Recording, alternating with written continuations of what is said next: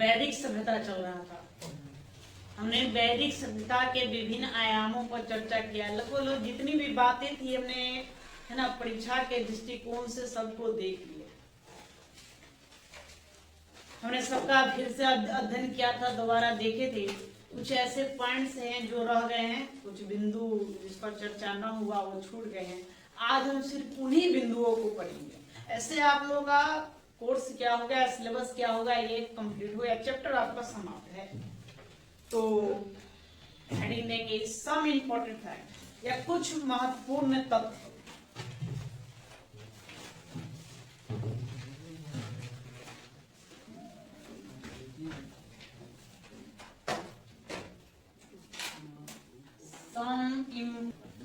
Some important fact से कुछ छुटे हुए बात है ना। वैदिक सभ्यता हम लोग करें, जैसे वैदिक सभ्यता के विभिन्न आयामों को चर्चा कर लिया है। कुछ पॉइंट्स बिंदु हैं जो छूट गया है, इस पर हम चर्चा न किए हैं, आज उसी को यहाँ लिख लेंगे। साथ में इसमें उन तथ्यों को रखेंगे जो विभिन्न एग्जाम में पूछे गए।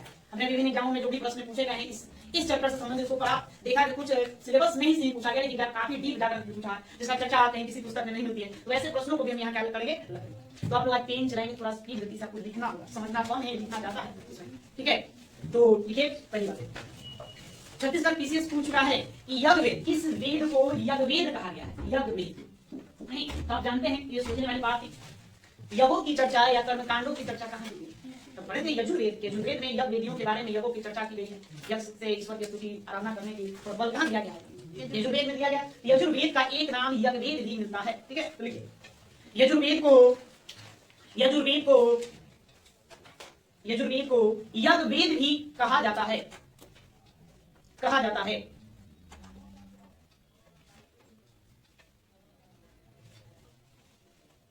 कहा जाता है। आगे नेक्स्ट लिखिए, नेक्स्ट अथर्ववेद को ब्रह्मवेद, श्रेष्ठ वेद, अथर्ववेद को ब्रह्मवेद, श्रेष्ठ वेद, क्षत्रवेद,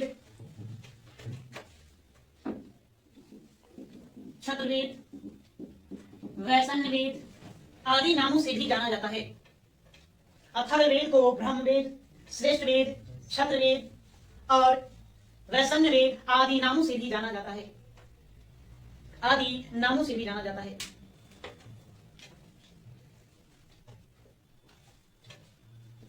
नामों से भी जाना जाता है। हमने पढ़ा था नदियों के बारे में, नहीं नदी सूक्त।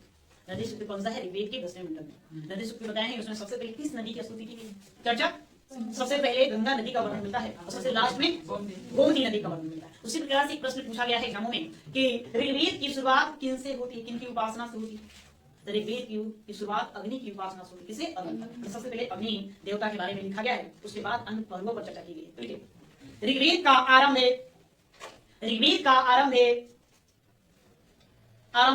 अग्नि की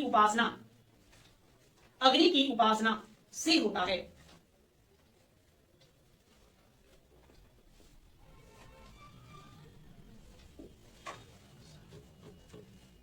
ठीक है। ऋग्वेद में हमने बताया था कितने मंडल हो गए, मंडलों की संख्या दी। ऋग्वेद में मंडल की संख्या कितनी, 10 हो गए। 10 में हमने बताया था इसमें सबसे नवीन जो मंडल है, नवीन मंडल वो कौन है, वो 2 से 7 है। नहीं, उसके बाद किस मंडल की रचना की गई, कौन,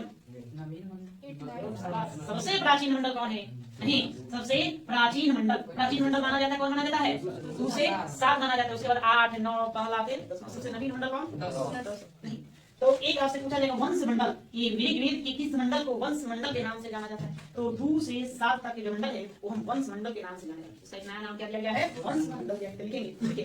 ऋग्वेद के 2 से 7वें मंडल को, ऋग्वेद के 2 से 7वें मंडल को वंश मंडल भी कहा जाता है। वंश मंडल ही कहा जाता है।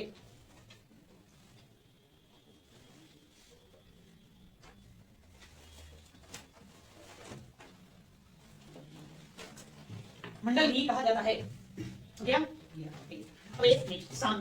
सामवेद में एक प्रश्न पूछा गया है कि सामवेद का कौन सा शाखा वर्तमान में सर्वाधिक प्रचलित है। नहीं, तो शाखा का नाम है कौथुमियन। कौथुमियन तो सामवेद का कौथुमियन शाखा वर्तमान में काफी क्या है, चर्चा में, प्रचलन में। इसको आपको ध्यान रखना, सब पूछे गए प्रश्न है। देखिए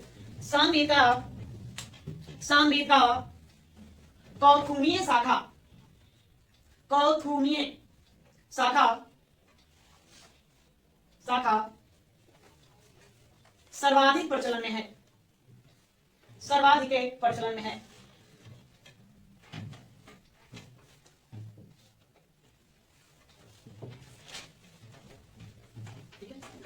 हमने आपको बताया कि ऋग्वेद की रचना सप्त सैंधो प्रदेश में, ऋग्वेद की रचना कहाँ हुई थी, सप्त सैंधो प्रदेश में। उसी प्रकार से आपसे प्रश्न पूछा जाएगा कि उपनिषदों की रचना कहाँ है, तो उपनिषदों की रचना गंगा घाटी में।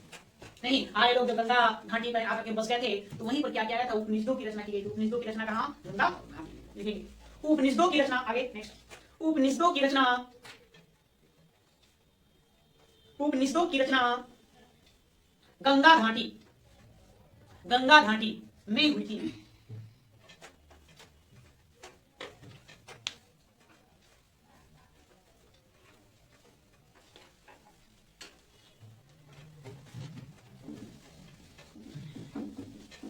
एक श्लोक है, सर्वे भवन्तु सुखिनः। आप लोग जानते हैं नहीं, सर्वे भवन्तु सुखिनः मतलब सभी लोग सुखी रहे। ये आपसे पूछा जाएगा कि कहां से लिया गया। सर ने देखा था तमसोमा सद्गमय है ना, अस्तोमा सद्गमय, तमसोमा ज्योतिर्गमय, इसको देखा कहां से लिया गया है, ऋग्वेद से लिया गया है ना। इससे आपसे सर्वे भवन्तु सुखिनः, तो लिखिए सर्वे भवन्तु सुखिनः, सुखिनः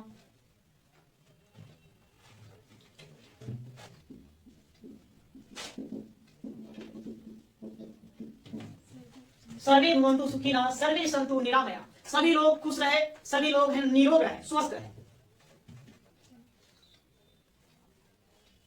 इसका उल्लेख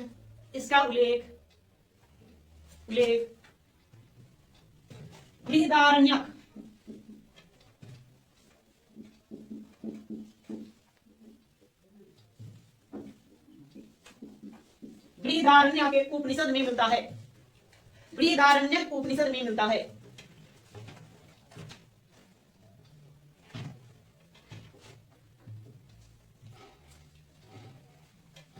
हो गया, नेक्स्ट देखिए उदालक एक ऋषि का नाम है उदालक और उनके पुत्र श्वेत केतु, उदालक और उनके पुत्र श्वेत केतु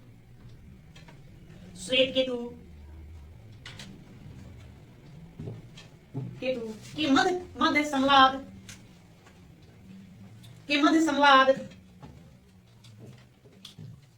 का उल्लेख छांदोग्य उपनिषद में है। छांदोग्य उपनिषद पढ़े थे, छांदोग्य उपनिषद बताइए सबसे पहले किस उपनिषद की रचना हुई, छांदोग्य उपनिषद। सतकाम जवानी की कथा का वर्णन कहाँ मिलेगा, छांदोग्य उपनिषद में मिलेगा। तो छांदोग्य उपनिषद में ही किसका उल्लेख है, किसके मत समाद है, उदालक इनके का पुत्र हुआ श्वेत केतु, इनके मत समाद है। उदालक और उनके पुत्र श्वेत केतु के मत समाद का वर्णन छांदोग्य उपनिषद में मिलता है, ये आपको ध्यान रखना है। अगली एक उपनिषद है मैत्रायणी, मैत्रायणी उपनिषद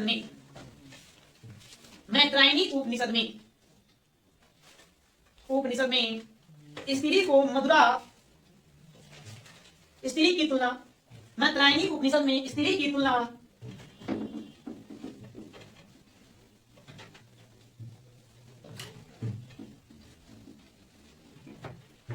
मैत्रायणी उपनिषद में स्त्री की तुलना मदिरा मतलब शराब से की गई है।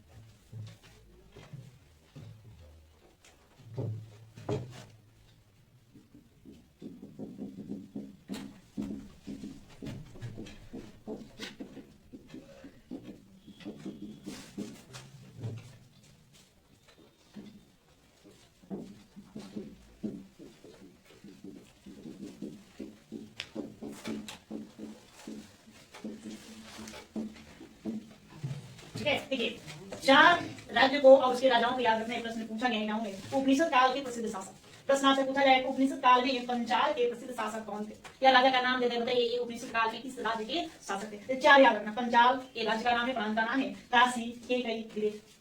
ठीक है, तो विदेश में बताए हैं जनक, कौन बताए हैं जी, जनक नहीं, पंचाल के प्रवाहन, ठीक है। काशी के प्रसिद्ध राजा का नाम था अजातशत्रु। कौन? अजातशत्रु, है ना। विदेह के राजा जनक कहाँ थे? विदेह में थे। केकई में एक आपका जवाबी हो जाएंगे और दूसरा अश्वपति। यहाँ प्रसिद्ध राजा अश्वपति हुए, अश्वपति, और एक जाबाली। यहाँ ध्यान देंगे प्रश्न आपको कैसे पूछा जाता है। तो प्रश्न जनरली किस तरह से पूछा जाता है आपको दे दिया होता है कि उपनिषद काल में अजातशत्रु किस राज्य के प्रसिद्ध शासक थे? तो कौन सा राज्य? काशी। प्रवाहन पंचाल के थे, अश्वपति केकई के थे, जनक कहाँ? विदेह। देखो ये दो को कई बार पूछा गया है। हाँ, मतलब कह सकते हैं कि आप अश्वपति अजातशत्रु इन दोनों को कई बार नामों में पूछा गया है। अश्वपति उपनिषद काल में कहाँ के प्रसिद्ध शासक थे? कहाँ? केकई। ठीक है, इसको ऐसे ही नोट कर लेंगे, नोट करिए।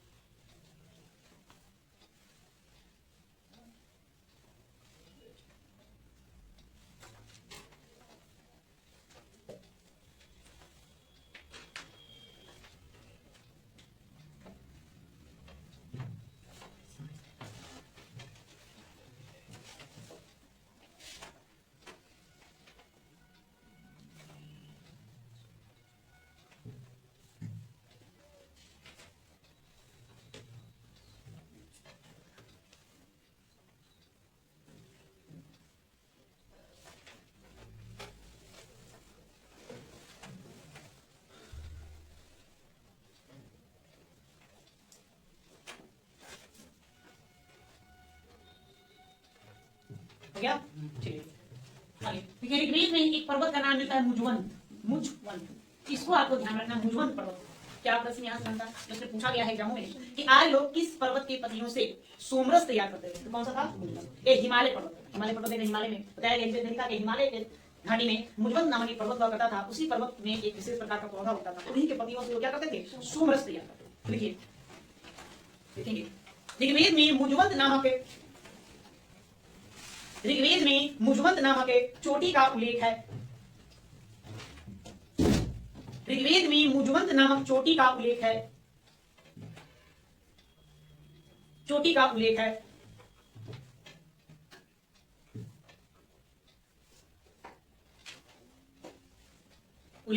आर्य लोग इसी पर्वत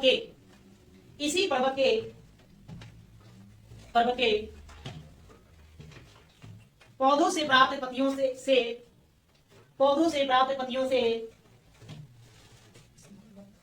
इसी पर्वत के पौधों से प्राप्त पत्तियों से सोमरस नामक पेय पदार्थ तैयार करते थे। सोमरस नामक पेय पदार्थ तैयार करते थे।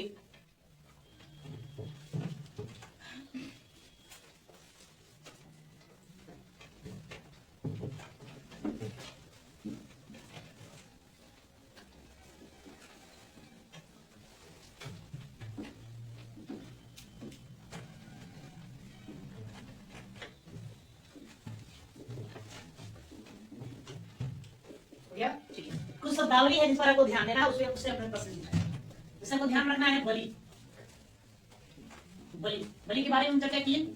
क्या था? प्रजा अपनी रक्षा के बदले राजा को जो कर देता था, कर को क्या कहते थे? तो बलि है ना। ये बलि क्या है? ऋग्वैदिक काल। इसको आपको ध्यान में रखना है। बलि से आप भी नोट करते चलेंगे धीरे धीरे। बलि से ध्यान रखना है यह क्या था? ऋग्वैदिक काल में उपहार था या गिफ्ट था, हमने पढ़ा। लेकिन यही उत्तर वैदिक काल में क्या हो जाएगा? लेकिन उत्तर वैदिक काल में यह क्या हो जाएगा? कर हो जाएगा, टैक्स का रूप धारण कर लेता है। नहीं बताया टैक्स कैसे लिया जाएगा? क्या अनाज के, है ना, बलि के रूप में क्या प्राप्त किया जाता था? अनाज। उसमें करेंसी तो थी नहीं, इसलिए अनाज था। फिर आपको ध्यान रखना है निष्कमान। ये क्या था? निष्कमान। निष्कमान लिखिए। ऋग्वैदिक काल में इसका क्या कहिए? एक प्रकार का आभूषण था। यह क्या था? एक प्रकार का आभूषण था। लेकिन बाद में ये क्या कहलाएगा? सोने का यह सिक्का कहलाएगा। सिक्का बन जाएगा, सिक्का। इसका आपको ध्यान रखना। और शब्दों को ध्यान में देंगे तो ध्यान रखेंगे वेकनाथ, वेकनाथ एक कौन था वेकनाथ? तो वैदिक काल में, वैदिक काल में सूद पर पैसा लगाने वाला, सूद पर पैसा लगाने वाला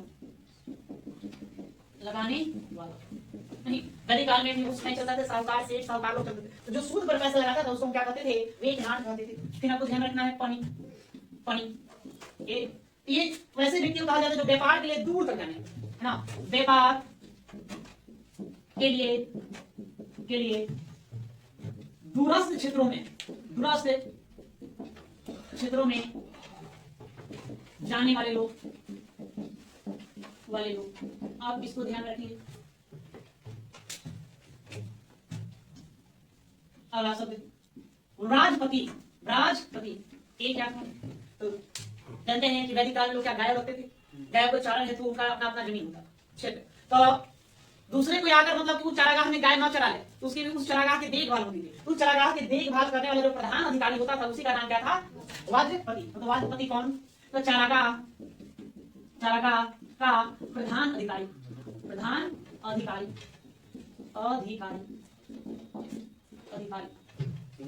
एक शब्द आपको ध्यान रखना है पूरब, पूरब कौन होगा?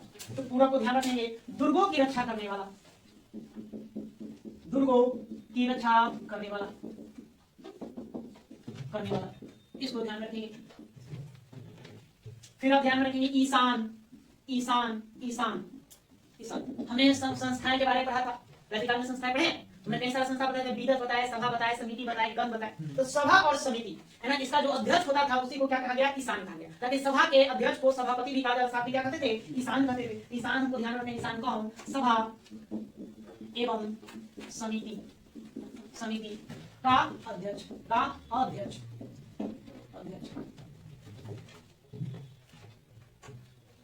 फिर याद रखना है उग्र, क्या ध्यान रखेंगे? उग्र।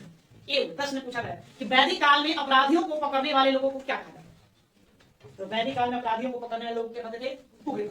मतलब ये कौन लोग? पुलिस कर्मचारी नहीं, ये क्या है? पुलिस कर्मचारी नहीं, ये पुलिस उस काल का, यह पुलिस है, पुलिस कर्मचारी।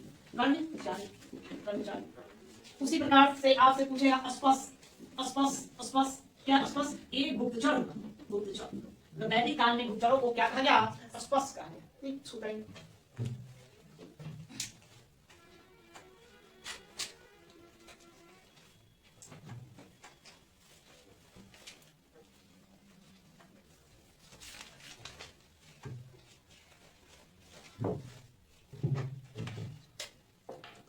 और आगे देखिए, आगे आपको याद ध्यान रखना है सिरी, रजित्री, कंटककारी, ब्रह्मावादिनी, पूर्णभ्रू, आमाजू, इन शब्दों का ध्यान देना। ठीक है, अब ये समझिए, ये सब महिलाओं से जुड़ा हुआ सब शब्द नहीं। सिरी कौन? तो सिलाई कढ़ाई करने वाली महिलाओं को सिरी कहा गया। सिलाई बुनाई कहिए, बुनाई करने वाली महिलाएं, ठीक है। तो वैदिक काल में सिलाई बुनाई करने वाली महिलाओं को क्या कहा गया? सिरी। उसी प्रकार से रंगाई कढ़ाई करने वाली महिलाएं इनको कहा गया रजित्री, जो रंग का काम करती थी। कंटककारी, तो बांस का काम करने वाली महिलाएं, बांस का काम करने वाली महिलाएं, मतलब बांस से विभिन्न प्रकार की आकृतियों का निर्माण करेंगे। तो बांस का काम करने वाली महिलाओं को क्या कहा गया? कंटककारी। ब्रह्मवादिनी, ब्रह्मचर्य कौन? तो ब्रह्मचर्य का पालन करते हुए शिक्षा प्राप्त करने वाली महिलाएं। पुनः दोबारा या दूसरी बार विवाह करने वाली महिलाएं, विवाह करने वाली महिलाएं, अमाजु, अमाजु कौन? तो अविवाहित, जीवन भर या आजीवन, आजीवन से देखेंगे, आजीवन अविवाहित रहने वाली महिलाएं। तो ये आपको 6 शब्दों को ध्यान रखना है। ये वैदिकालीन महिलाओं से जुड़ा हुआ शब्द है। क्या? सिरी मतलब कौन? सिरी किनको कहा गया? तो सिलाई बुनाई का काम करने वाली जो महिलाएं थी उनको सिरी कहा गया। रजित्री, तो रजित्री मतलब रंगाई कढ़ाई का काम करने वाली महिलाओं को क्या कहा गया? वेदों में रजित्री कहा। कंठकारी, बांस का काम करने वाली महिला। उसी प्रकार से ब्रह्मवाद में ब्रह्मचर्य का पालन करते हुए शिक्षा प्राप्त करने वाली महिला। पुनर्गुरु, दोबारा विवाह करने वाली महिला, दूसरी शादी करने वाली महिलाओं को। अमाजु, आजीवन अविवाहित रहने वाली महिलाओं को अमाजु कहा गया। नहीं, ये सबसे ज्यादा बार पूछा गया अमाजु क्या था, या वैदिकाल में आजीवन अविवाहित रहने वाली महिलाओं को क्या कहा जाता था? क्या कहते थे? अमाजु।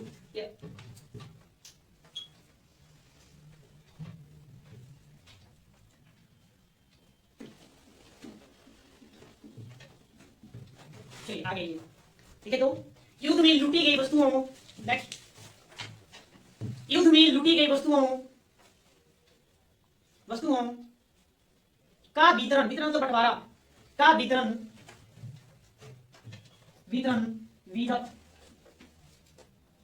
विधत क्या है? विधत सभा समिति गण, ये सब क्या है? संस्थाएं हैं। तो वैदिक काल में लोग भी युद्ध करते थे, युद्ध में कुछ वस्तुएं लूट लिया करते थे, तो उन वस्तुओं का बंटवारा विधत नामक संस्था द्वारा होता था। ये संस्था वस्तुओं को क्या करता था? बांटता, मतलब किसको कितना हिस्सा मिलना चाहिए।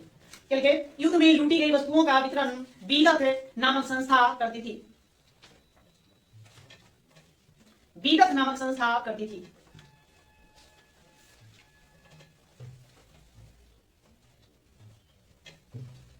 ठीक है, आगे नेक्स्ट, पिता द्वारा अपने जुआरी पुत्र को, पिता द्वारा अपने जुआरी पुत्र को डांटे जाने का उल्लेख ऋग्वेद में मिलता है।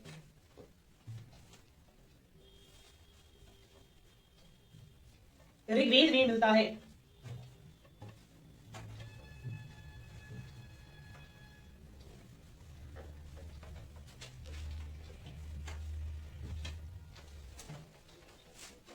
ठीक है, ऋग्वैदिक काल में आर्य लोग उत्तम किस्म का ऊन कहां से प्राप्त करते थे? ये एनडीए का पूछा गया था।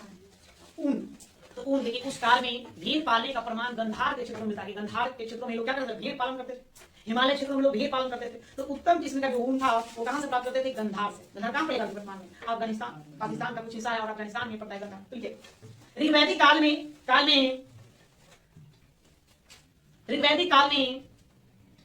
आर्य लोग, ऋग्वैदिक काल में आर्य लोग उन्नत किस्म का ऊन गंधार क्षेत्र से प्राप्त करते थे।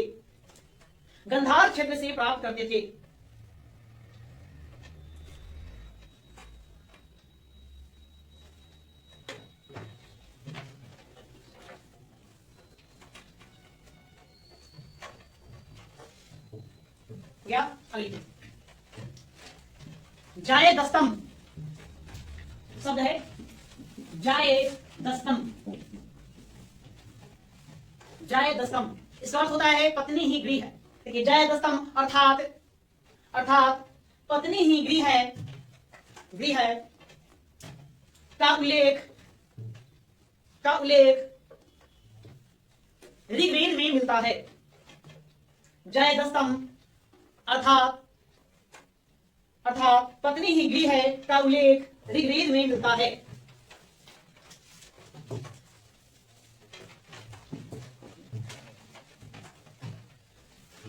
ठीक है, नेक्स्ट आगे देखिए, नाई समझते हैं ठाकुर।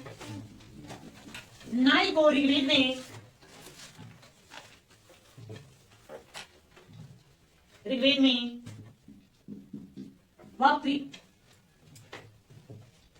वाक्त्री कहा गया है।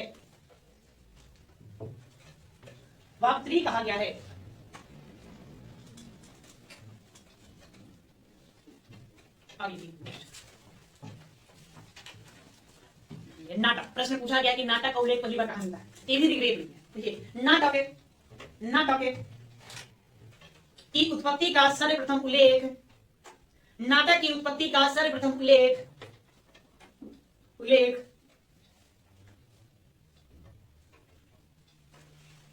ऋग्वेद में मिलता है। नाटक की उत्पत्ति का सर्वप्रथम उल्लेख ऋग्वेद में मिलता है।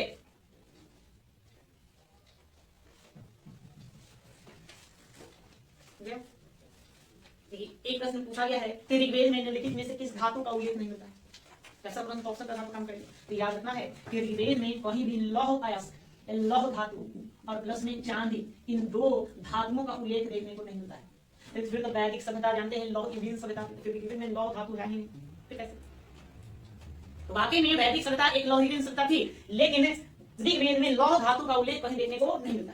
उत्तर वैदिक काल मतलब ऋग्वेद के बाद जितने भी ग्रंथों की रचना हुई उसमें लौह धातु को उल्लेख मिलता है, किसमें नहीं। अब बच्चा सब कंफ्यूज हो जाता है, उसको लगता है लौहहीन सभ्यता थी तो पक्का होने लगेगा, लेकिन नहीं। याद रखेंगे ऋग्वेद में लौह धातु और चांदी है ना, इन दो धातुओं का उल्लेख देखने को नहीं मिलेगा। ऋग्वेद में साथ में बताया था आपको कि नमक का उल्लेख नहीं मिलेगा और चावल का उल्लेख नहीं मिलेगा। फसलों में किसको भी खाद्य पदार्थों में आपको नमक और चावल को भी ध्यान रखना है, इसका उल्लेख नहीं मिलता। चावल बताया था कि चावल को उल्लेख नहीं मिला, चावल को उल्लेख नहीं मिलता, नमक का उल्लेख नहीं मिलता, नमक का उल्लेख ज्ञान नहीं था। उत्तर वैदिक काल में जाएंगे तो लोगों को नमक का ज्ञान होगा नहीं, लेकिन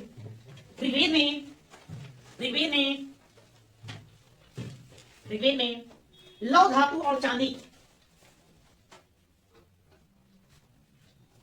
लौह धातु एवं चांदी तथा उसी बीच को भी जोड़ दो, तथा नमक एवं चावल का उल्लेख नहीं मिलता है।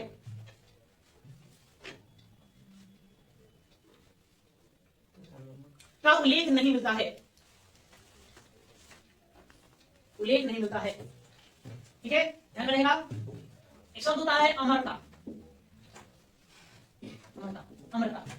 अमरता समझते हैं लोग, अमर होते हैं। ये अमरता शब्द का उल्लेख पहली बार कहां देखने को मिलेगा, ये भी प्रश्न आपका पूछा गया एग्जाम में। ये भी कहां मिलेगा, ऋग्वेद में। तो लिखिए ऋग्वेद में अमरता शब्द का उल्लेख पहली बार ऋग्वेद में मिलता है। अमरता शब्द का उल्लेख पहली बार ऋग्वेद में मिलता है।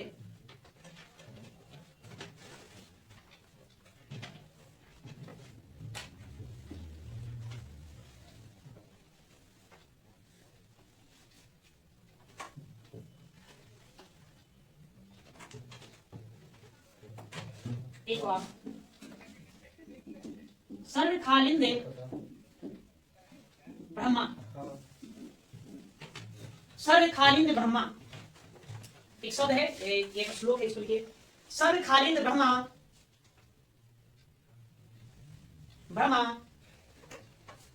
का वर्णन छांदोग उपनिषद में है। छांदोग उपनिषद मतलब सभी जगह ब्रह्मा है। ब्रह्मा मतलब सृष्टि की रचना किसे हुई, ब्रह्मा से। हर जगह कौन देखेंगे, ब्रह्मा। उसका अर्थ होता है सर्वकालीन ब्रह्मा का उल्लेख छांदोग उपनिषद में मिलता है।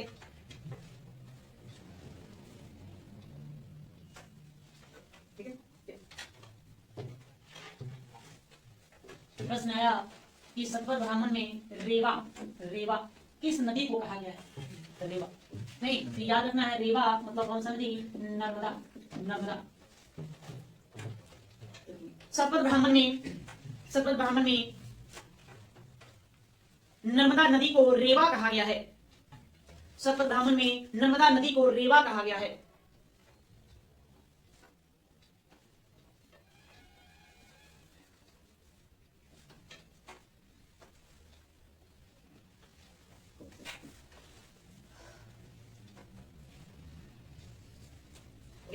नेक्स्ट आगे और लिखिए नहर। एक प्रश्न नहर से पूछा गया है, लेकिन नहर शब्द का पहली बार उल्लेख कहां देखने को मिलता है, ये आप देखिए। नहर का सर्वप्रथम उल्लेख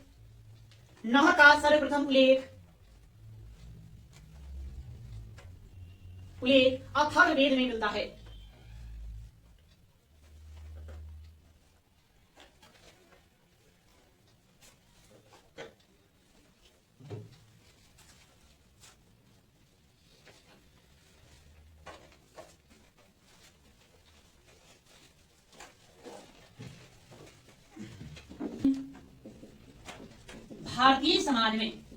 भारतीय समाज में गोपालन गोपालन, पालन मतलब गायों का पालना। गोपालन किसकी प्रीति थी, प्रीति थी। नहीं, ऑप्शन में आता है ब्राह्मण, क्षत्रिय, वैश्य और शूद्र। एक प्रश्न 36 विशेष है, तुम कैसे प्रश्न बनाते? नहीं, प्राचीन भारतीय समाज में गोपालन का गायों का पालना किसकी वृत्ति थी? वृत्ति मतलब आजीविका, मैंने जीने का आधार, काम धंधा या किसकी? आपके अनुसार क्या आंसर होना चाहिए? ब्राह्मण। क्या आंसर होगा इसका? तो वैश्यों की प्रमुख वृत्ति हुआ करता था। ठीक है, लिखो। प्राचीन भारतीय समाज में गोपालन, प्राचीन भारतीय समाज में गोपालन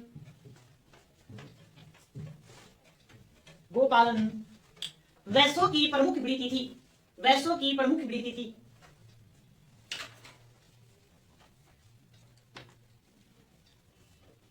वैश्यों की प्रमुख वृत्ति थी। वृत्ति मतलब आजीविका।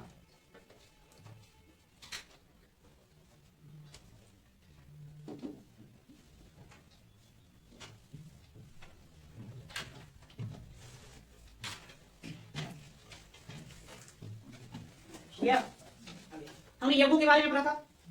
नहीं, राजसूय यज्ञ, वाजपेयी यज्ञ, पुरुष मेध यज्ञ, अश्वमेध यज्ञ, सौत्राणी यज्ञ, चतुर्मास यज्ञ, नहीं, पंचपशु यज्ञ, पंच महायज्ञ, तो सभी यज्ञों का अध्ययन। बताइए कौन सा यज्ञ शक्ति प्रदर्शन के लिए होता था? अश्वमेध शक्ति प्रदर्शन नहीं, सीमा विस्तार के लिए अश्वमेध यज्ञ शक्ति प्रदर्शन, जिसमें रथ दौड़ होता था। वाजपेयी यज्ञ नहीं, वो शक्ति प्रदर्शन के लिए था, उसी में रथ दौड़ होता था।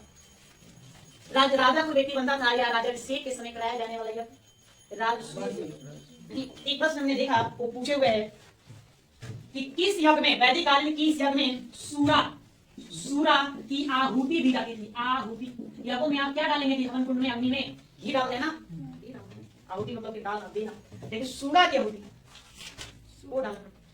तो सौत्र्याणी यज्ञ, कौन सा यज्ञ? सौत्र्याणी। इसको हम लिखे थे? नहीं लिखे थे।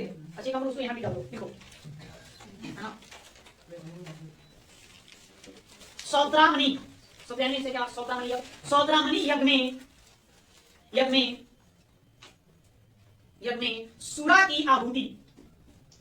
की आहुति दी जाती थी।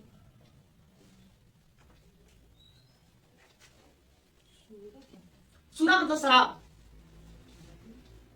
कलयुग की शुरुआत सूरा सुंदरिया का नाम से हुआ, पहले क्लास में बताए थे। सूरा मतलब शराब। सूरा और सुंदरियों का शहर किसको कहा जाता है? कौन बताएगा? मुंबई।